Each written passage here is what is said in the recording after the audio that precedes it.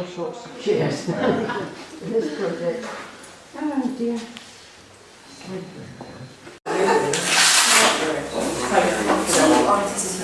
They don't.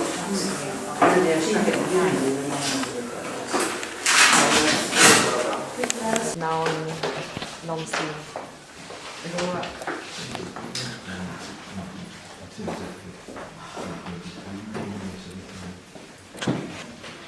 Well, good morning everybody, and welcome to the fifth and final preliminary debate of this season. As you know, the finals are on the 16th of December at the main studio of Palma Pictures, so we'll be looking forward to that after this debate. Today, as you both know, we have got the Mallorca International School as the hosts for this, and Agora, who are visiting. And first of all, we'd like to give your apologies if you would, your sympathy to the young lady who couldn't be with us in us today. You know, thank you very much to yourself and Vivis for coming along and taking part. We have today from Rotary, we have Harry at the back there, and Viv, they're the ones clicking away, so don't worry, they're absolutely on our side. We have as timekeeper, Graham Whitmore, and as the jury, we have today Chris Bennett, Alison Tong, and Izzy Newman. Izzy, I think you've probably all met before, and Izzy will be the spokesperson for the jury for today. The important thing, the motion today, there is no current solution to the youth mental health crisis. There is no current solution to the youth mental health crisis. Now, after the toss, the Mallorca International School will be debating for the motion, and Agora will be debating against the motion. Now, just to make it clear, although they have two participants today, they will be following the normal format of the debate. Am I right? Yes? So thank you very much for that. Whoops, it easy. I'm doing a Boris Johnson now. I couldn't miss it, couldn't you? 22 seconds. One just last request, as always, points of information. Sometimes you just put your hand up. If you could just, basic points of information, so both the timekeeper and the other team see quite clearly that you have got a point of information. Okay? So, may the best team win, and over to timekeeper Graham. Thank you. I'll just remind you, right, so if we're ready, first person for the debate, please, away we go.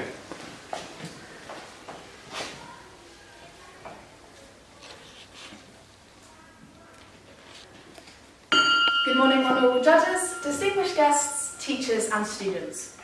The motion for our debate is that there is no current solution to the youth mental health crisis. And we, the Mallorca International School team, strongly agree with this argument. To respond to this motion, please allow me to begin by describing my function and the roles of my team members. My name is Emma Tibbs, and today I'm going to be speaking about how schooling contributes to the youth mental health crisis and how there is a lack of education towards the mental health crisis. Later, our second speaker will talk about society and its damaging impact on the youth. And finally, our third speaker will talk about the inequalities, lacks of services, and the role of genetics towards the mental health crisis. In the past year, there has been a 60% increase in the number of people under the age of 18 diagnosed with a mental health condition. Around 35 hours is spent each week at school for the average student. Therefore, this is the most logical place to combat the crisis and provide support. However, little is being done to solve it, and in many cases, schools are contributing to the youth mental health crisis. A study taken in the US shows students are more comfortable accessing help in schools. However, we have seen many are not providing sufficient support, and in many cases, schools haven't recognised the crisis and have put no plans in place for early detection and intervention. In addition, young students in the UK have reported having their mental health treated as bad behaviour, and rather than being supported to address underlying issues. Some reported being sent into isolation, physically restrained, or excluded from school. At some point, the opposing team might try to tell you that education is now changing to include a new curriculum adapted to better education for mental health. This is true for our schools, private schools, and many schools in developed countries. However, this does not apply to many schools in low-income countries and public schools. They just don't have the sufficient funding to hire specialists for these students.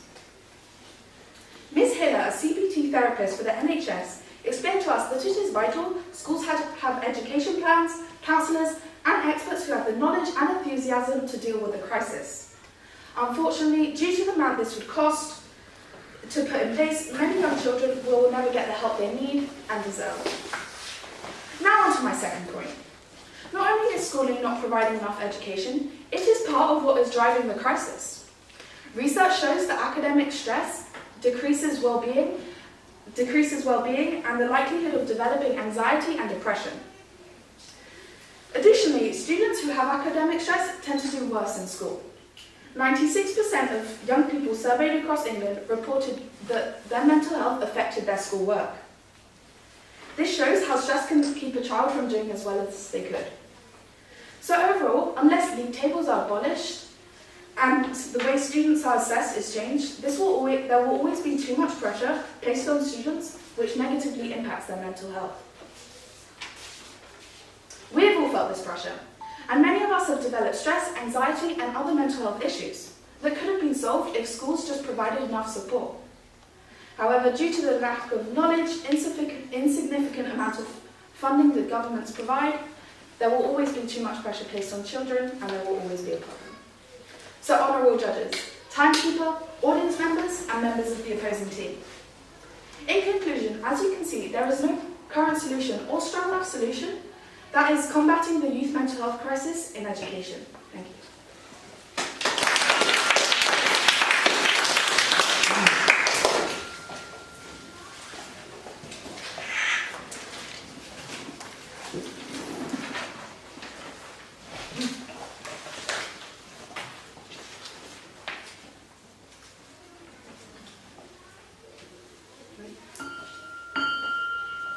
My name is Victoria.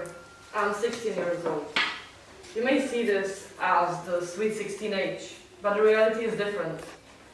My best friend's sister tried to commit suicide by overdosing in medicine. Marina's friend is suffering from anorexia and bulimia nervosa since she was a child. And our teammate's friend who couldn't come today can't leave their house due to social anxiety. We live in a big mental health crisis all over the world. It's undeniable. But let's look at the other side. My friend has been saved. She was saved, and now she takes advantage of good professional sessions. Also, Marina's friends, they're taking advantage of the public therapy groups. And Ina's friend is being diagnosed and medicated and attend online therapy sessions with housework. So, do you think these are only exceptional cases? Well, let me show you. All these organizations that strive to help these problems, such as Osman, Dream, Limbics, Quartet, all of these. And looking at this with your own eyes, do you still believe that there are no current solutions to the youth mental health crisis? Point of interest, information. Yes, please. It is estimated that 75% of people with mental health problems in England don't get access to treatment. And the reason your friends may be getting it is because we are on a smaller island, meaning there is less demand. So there is actually an increased demand for services, but not an increased amount. You're at one point, but the thing is, my friends, they are not here.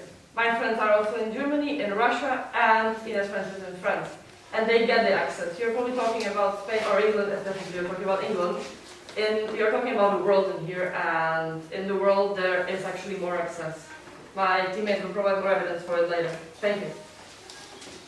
Good morning, honorable judges. My name is Victoria Dena, and I'm here today with my teammate Marina Guseva to prove you the view against this motion that there are current solutions to the youth mental health crisis.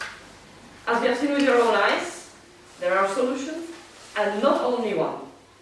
So let's define the key terms of this debate, which are current, youth, and mental health crisis. Current, according to the dictionary, means immediate. Later on, we have youth, which is the population aged 10 to 19 years, and we have the mental health crisis, which is a state of mind in which a person is putting themselves in danger of hurting themselves or others and can't really contribute to the community.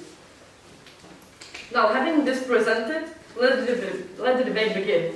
And before we begin, I would love to thank Rotary for giving us this opportunity to participate and wish the opposing team the best of luck. So, we will present you two arguments. The first one will present the many ways in which this issue can be addressed and dealt with. We will discuss the ways of preventing this issue, and it's really important to solve this issue at its root. So, there is offers in parental pedagogical training, raising awareness of the public, for example. And so, also we have to mention that there are many ways in which the healthcare system is being improved. Marina will talk about this later, for example, and show you a graph in which you can see the improvement by then. And that's not only because of more financial contributions, but also by more specialists and all the sorts of organizations helping it.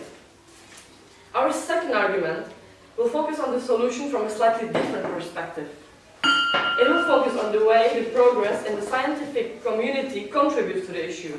Because since the past century, we have developed from lobotomies, from doing all these crucial things. Now we are able to address these issues in a variety of ways and solve them, even if they are common or rare. Our fifth reader will elaborate on this, provide evidence and show you the large extent in which the scientific knowledge can help in solving the youth mental health crisis. And those two arguments will help us prove this motion that there are no current solutions to the youth mental health crisis wrong and make the world a better place. Thank you.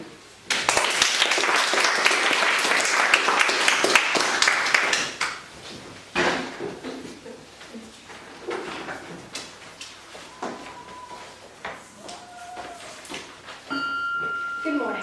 First of all, the first speaker from the opposing team has addressed about the sessions of mental health counselling and the solutions that are being provided.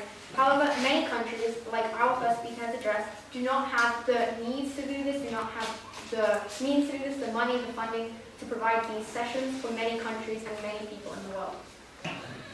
Our first speaker has already explained this, and I will be explaining what role society plays in the youth mental health crisis. The world is very different to what it was 20 years ago, and we can see this, for example, in social media. Although social media is not entirely bad, it is certainly a factor that contributes to, if not triggers, many mental illnesses. Let's use TikTok as an example. While scrolling on this app, you have most likely come across someone with an ideal body, or in other words, a body that society has convinced adolescents to be the perfect body. Teenagers watching these videos are prone to compare themselves to these perfect people, increasing their insecurities and decreasing their self-confidence. In addition to this, social media platforms do not always share accurate information.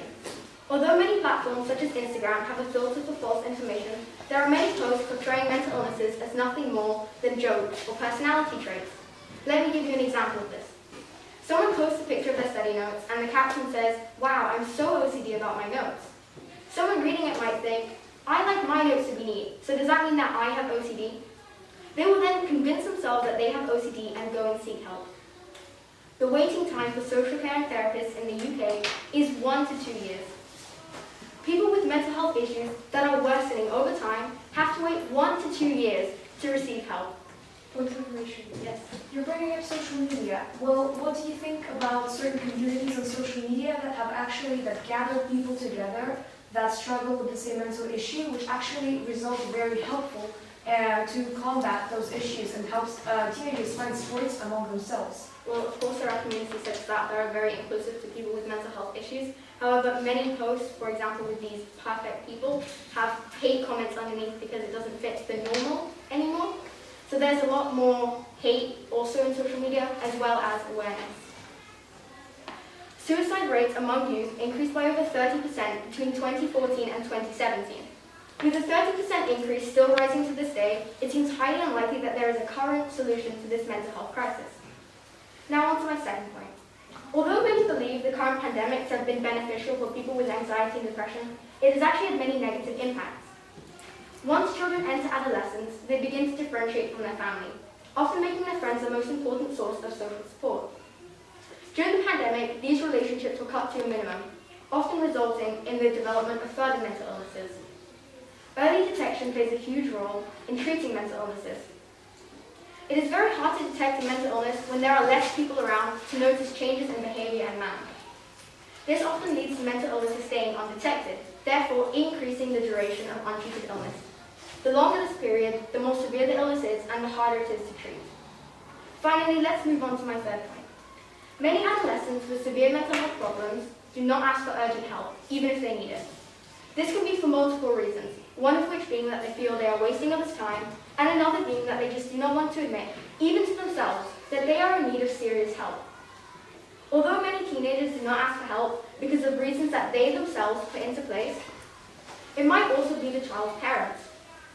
This might be due to the relationship between them, or simply because they don't want to believe that their child has an illness. If you require therapy and you are under the age of 16 and 18, you need parental consent.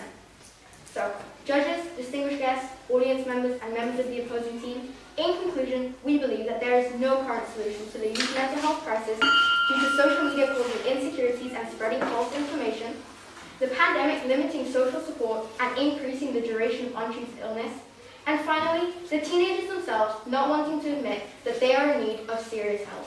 Thank you.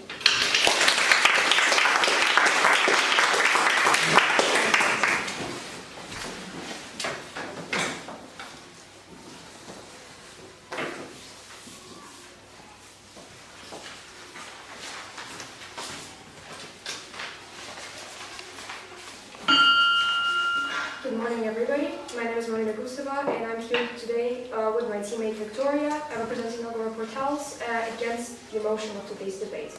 We would like to show you that there is and there are multiple current solutions for the mental health crisis.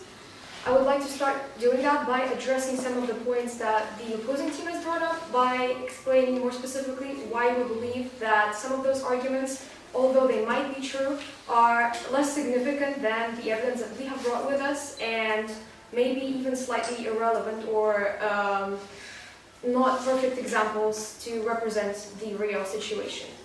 So we would like to start by addressing the point that the opposing team has brought up regarding school and how schooling contributes to stress and therefore mental health issues. It is true that academic stress can result in mental health issues. However, the opposing team has also brought up the fact that students often do not get the help necessary from their teachers. Well, we have facts that show that that is not the case. Further and further today, there are organizations that help that try to help train professionals that work at the schools that are helping teenagers get the advice they need and sometimes direct them to further solutions like therapy. The fact that they brought up that students are more comfortable to receive help when they are at school shows that even further. That means that there are resources at schools, and they have the teenagers have someone to go to ask for that help. The fact that the opposing team has brought up that the schools do not recognize the mental health crisis or ignore it is, in my opinion, completely incorrect. We could look at examples of many schools. We visited certain schools, not only our own, but for other events. And pretty much to every school we go to, we find posters that talk about bullying, mental health awareness, suicide prevention. When you go outside, you see hotlines. Yes, please. I'm supposing that many of these schools are countries like Spain or England, and how there are countries with schools such as undeveloped ones, such as perhaps Kenya or Afghanistan, which do not have these services or these posters or these solutions available. Thank you for your point of information. This was actually going to be my next point. The opposing team has brought up low-income countries, and there's an example of countries that suffer from mental health crisis more specifically. Well, we believe that bringing up low-income countries as an example is not the most correct perspective to take. Because yes, mental health issues are being addressed less in countries that do not have the sufficient funding, but so are many other issues. So are physical health issues, so is economic development in general. The thing is, if you want to focus on mental health crisis in low-income countries, you have to realize that this is not only a mental health issue, this is a general financial issue that has to be addressed as a broader problem. We cannot be focusing on mental health in teenagers in low-income countries because they need to build their economic system from the ground up. This is not the one point that we have to be addressing. However, in countries like Spain or, for example, the US, this issue can be addressed more specifically. And there are examples of ways in which they have been addressed. For example, Biden's administration, as recently as at the end of August this year, has invested $85 million into organizations, non-profit organizations, that will contribute to help to providing the help necessary to teenagers. Lastly, I would like to mention that the opposing team has said that the solutions that are taking place are not strong enough. Well, this kind of supports our point because they admit that there are certain solutions that are being implemented. And when they say that they are not strong enough, we would like to respond to that with the following. This is a massive societal issue. It has many roots. It has its roots in culture. It has its roots in the way we view mental health and what we already know about mental health. And of course, this issue cannot be solved within 5 months, a year, even 5 years. This will take much longer to fully overcome because this is, to a certain extent, a generational problem. And I will address this later on. But as the generation grows up and changes and learns more, this issue will be addressed and solved. Thank you.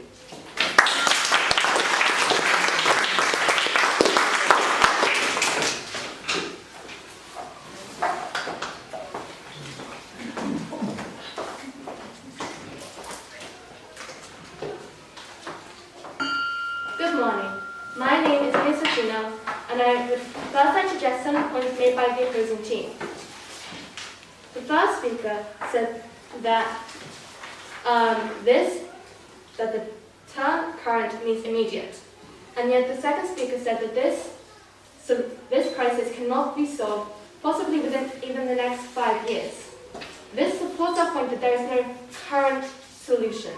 While there may be some, they cannot be done immediately, and this is an immediate problem which is happening now. Also, the second speaker said that this is that she used examples from high-income countries. However, this is a global issue. The youth mental health crisis is all around the world, and therefore needs to be addressed all around the world. That it is being done in high-income countries is not enough. Now I'm going to explain why there is no current solution to the youth mental health crisis because of the inequities within youth mental health, the lack of services in government action, and the role of genetics. Within youth mental health itself, there are numerous disparities and inequalities. For example, in 2020, screeners aged 11 to 17 in the US who identified as Native American, Indian American, or multiracial had the highest rates of depression, with 93% scoring moderate to severe. As you can see from this graph, not only are the rates of major depressive episodes rising for all youth, but especially those who are multiracial, Hispanic, and Latinx. Also, 62% of LGBTQ+ youth reported having frequent thoughts of self-harm or suicide. That is more than 4 times the amount of young heterosexual people. Additionally, there are many inequities between the different genders. For example, boys are less likely to be talked to about their mental health. And if they have an anxiety, it is more likely to be unprofessionally misdiagnosed as anger. Also, boys are 4 times more likely to commit suicide, and girls are 2 to 4 times likely to attempt it. Additionally, there are many other disparities, such as for those in lower classes, rural areas, or countries with wars or social or economic issues. All of these disparities mean that there is no possible solution for everyone that would meet all of their needs or circumstances. Only 14 countries worldwide, this is only 7%, has a clearly articulated policy for dealing with the mental health care needs of children and adolescents. And what's more is, all of these policies were embedded within those made for adults. Not a single country had a standalone policy for youth. Moreover, people aged 16 and 20 to 24 have been discovered less likely to receive mental health care treatment than any other age group. And yet they are some of the people most at risk and most vulnerable. For many young people, counselling services are simply inaccessible due to the hours, the location, the cost, or the lack of support from family or school, like my previous teammates have mentioned. Point of information. Except, Are you aware that there are currently online therapy chats, for example, that can be accessed without parental consent for teenagers under 16? there may be, but in some countries these are not accessible, and many people may not have the technology to access these, or they may not simply be allowed to. Genetics can also play an important role in a person's mental well-being. While a person's external environment and relationships, which are also factors that we can't control, affect and shape their mental state, genetics can give a person a predisposition, make them more vulnerable or susceptible to certain mental conditions. We cannot change someone's genes, so we cannot change or prevent a person's mental illness as a result of those genes, which is yet another reason why there is no current solution to the youth mental health crisis. Thank you.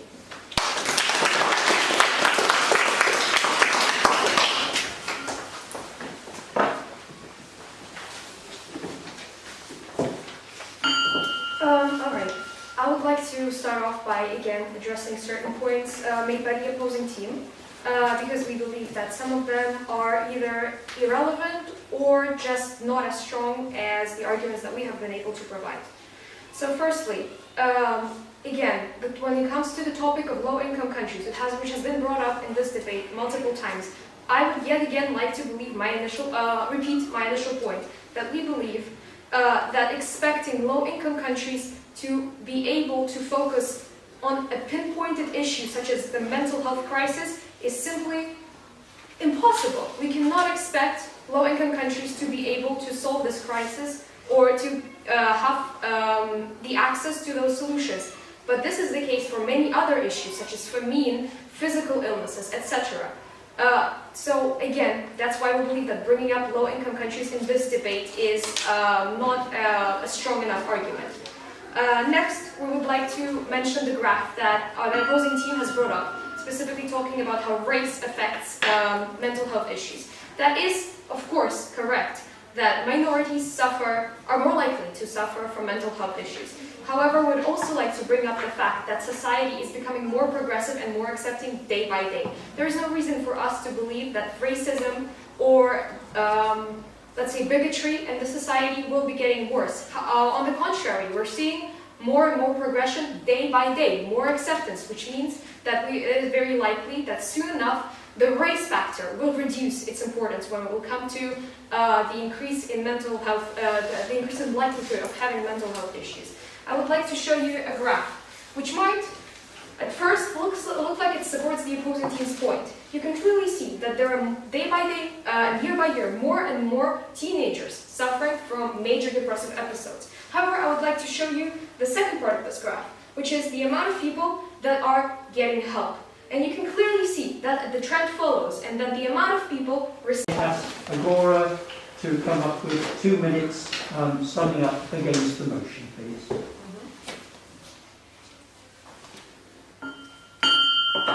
So I'm going to summarize the debate really quickly because I have only 2 minutes.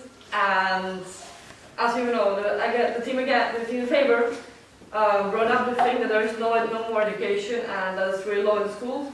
But we have to say that there are many organizations who provide help to professionals, and that there are also many schools, such as our school, that also provide help to the students that ask for help.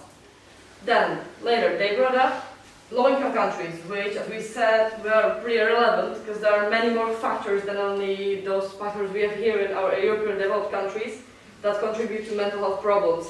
This could be accessed from economical point of view, from political point of view.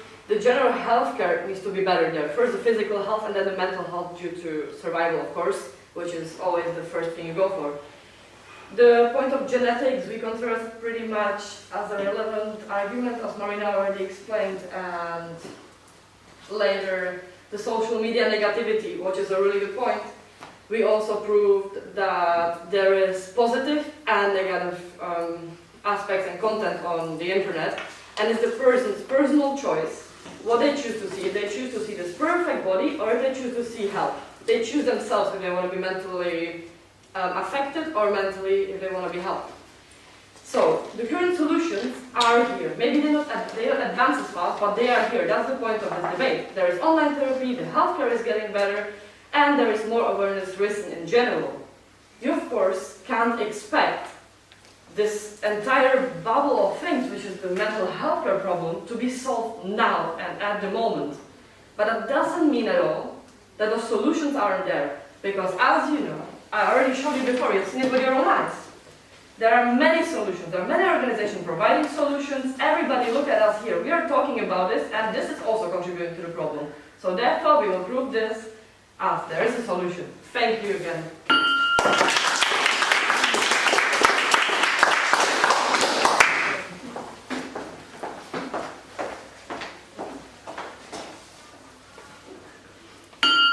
An underlying question which has evaded myself and most probably you throughout the duration of this debate is whether or not there is a youth mental health crisis. Well, 1 in 5 youths has a mental illness. Suicide is the second leading cause of death amongst youth, and deaths by suicide in adolescents has increased by over 30% between 2014 and 2017 alone, and is still on the rise, as my previous speaker mentioned. From sorting this information, it is unfortunately but blatantly obvious that the answer is yes. While awareness and acceptance may be improving within a few aspects of society, in key areas such as school, social media, pandemic and governments, no progress is being made, and the situation is actually worsening.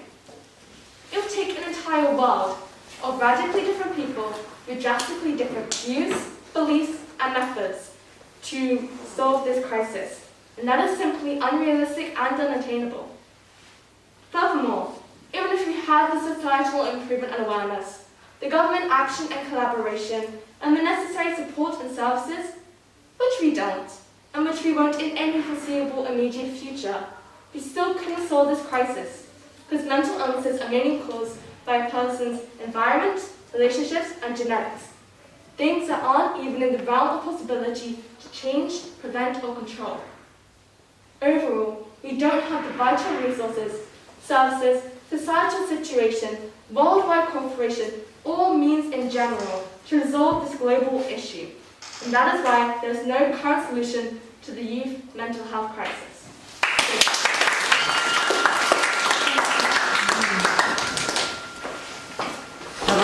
Just say, I'm not a judge today, I'm just a timekeeper, but I've been at these debates for about 5 years now. Can I just say, for both teams, I'm so impressed by the quality of your clarity, of your diction, and the fact that you are not reading things but using your notes as notes and addressing the judges. I thought you've all done really, really well. Whoever wins, I don't know, I'm not a judge, but I felt that you've done very well indeed. Yeah.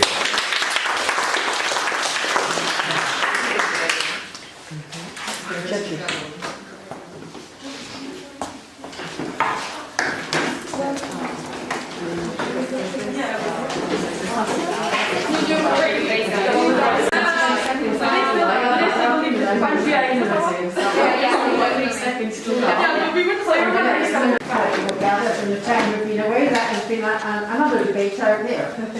But could I ask Izzy, please, to stand up and start giving our comments? No, first of all, Alison, would you like to say a few words? Sure. We were all sat out there just going, oh, there's nothing in it. You just both gave us such a lot to think about. We felt we learned a lot. You were passionate, eloquent, you professional. I mean, seriously, I could go on using different words to describe you, but We really enjoyed it. Thank you for both teams. You made a, to be ran down this morning and you stood up and we didn't even really notice that you were one short. You stood in, you coped so well with that, so well done. Big congratulations. Thank you and good luck to the others. Yeah, really, I can't say much more than that. Absolutely fantastic debate. Quality of the debate, I learnt a lot. I thought the standard of your presentations. I've seen some videos of your previous debates. You've taken on board some comments. There were some improvements here today. Well done, absolutely fantastic. Again, to the team who one man down, didn't seem to feel like that. Felt 3 against 3. But for the team, for a first year in the competition, quality, fantastic. Really well done. Well done. Thoroughly enjoyed it. And as I say, we could have probably debated for another hour or so trying to organise sort this one out. Eddie, would you like to come? Yes, sure. Yes, As the spokesperson for the jury? it's not only on how the standard of how you've spoken, some not in your mother tongue, your posture, all of you have been listening to all the advice and tips. So that in itself, that you are brilliant listeners, not just debaters, is outstanding. But also the subject matter. The fact you chose this subject matter says an awful lot. And it's shocking, as I said, some of the statistics that you will come out, it was quite frightening, but how fantastic that you guys are talking about it, are doing, and we are, truly hope, all of the judges and myself, do hope that your friends are getting and will get that support that they need. Great that they are feeling better. As well, please send our love to Ines. We look forward to hearing her, hopefully, who knows, in the future. It's just been, the standard has completely blown us away again.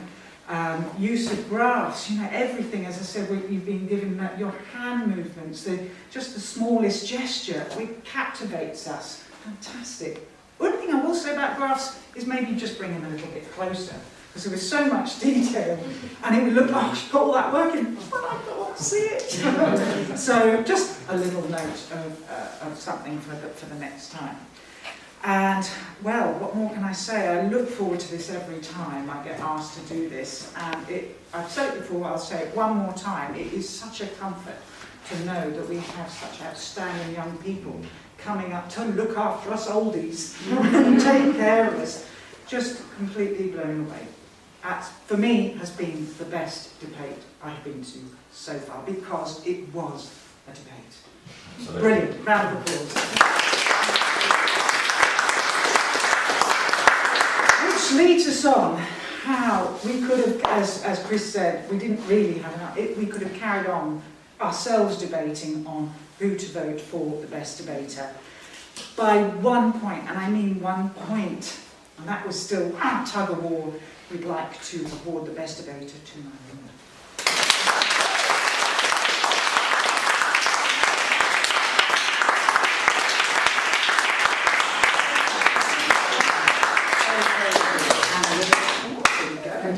Thank you.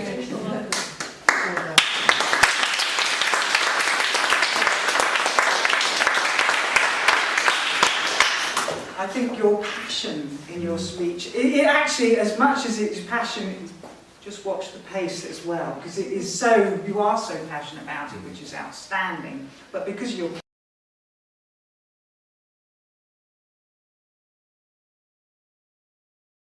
clarity, we were able to hear it, but excellent. It was very, very close, very, very close indeed.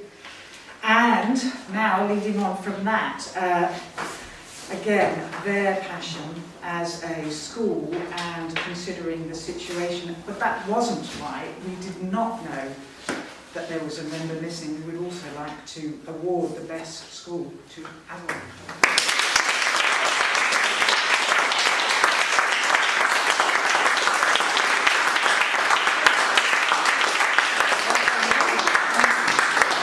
Would you like to stand up? Maybe come forward a little bit. Yeah. Facing on your feet. There we are.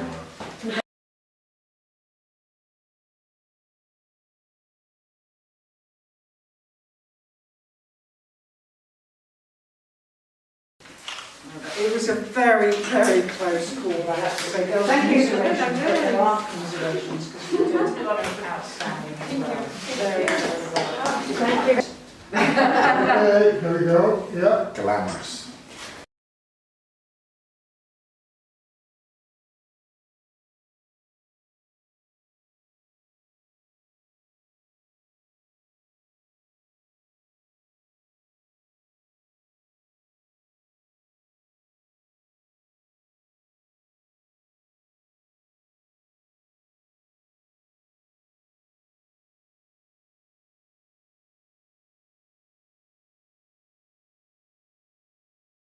Like 16 feet.